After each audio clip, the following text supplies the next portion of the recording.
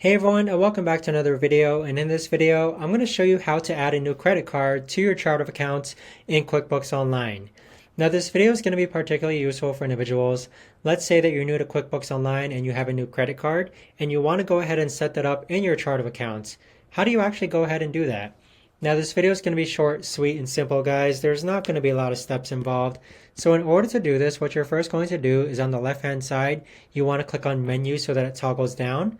Next, you want to highlight where it says Transactions and then click on Chart of Accounts.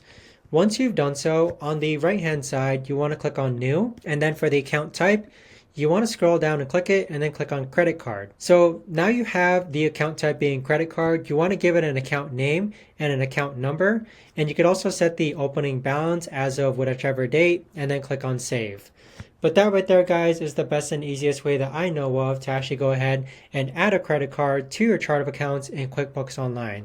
If you guys know of a better or easier way to actually do this, let me know in the comments down below. I would love to know. Thanks so much for watching, everyone, and I'll see you guys all in the next video.